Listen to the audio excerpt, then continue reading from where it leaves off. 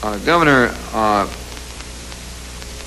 in your amendment to Section 731B, which states the general principle of government by consent,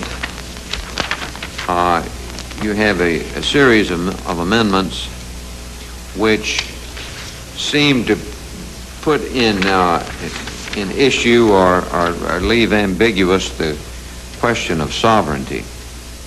The Commonwealth proposal does not directly seek to limit congressional authority, but on the other hand doesn't directly address the issue.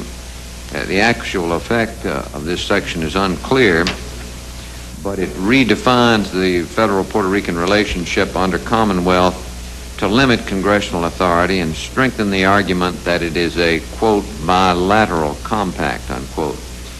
The U.S. law regarding Puerto Rico has traditionally used such terms as, quote, self-government, unquote, and, quote, government by consent, unquote, not such words as you use, which are, quote, autonomous, unquote, which suggests sovereignty. Now my question is, what is your intent? Is your intent to change the question of sovereignty?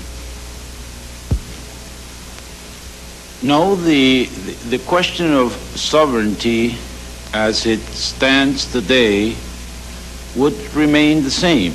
That is, the United States has sovereignty over Puerto Rico, and it would continue to have sovereignty. Puerto Rico has sovereignty under our Constitution over such matters as have been entrusted to us. Our Constitution specifically says that it is the sovereign act of the Puerto Rican people in forming their own government. Now, the relationship between these two sovereign entities, which may be thought of as in a way similar to the relationship of a state of the union, the federal government, and the state sovereignty and the sovereignty of the federal government, is defined in the case of Puerto Rico through the Federal Relations Act, which we call the Compact. In the case of a state of the Union, it's defined by the Constitution of the United States.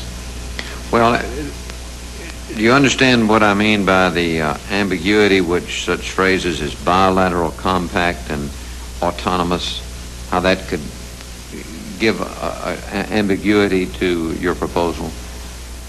I mean, what you're saying is you do not mean by those phrases a difference in the present relationship as it exists.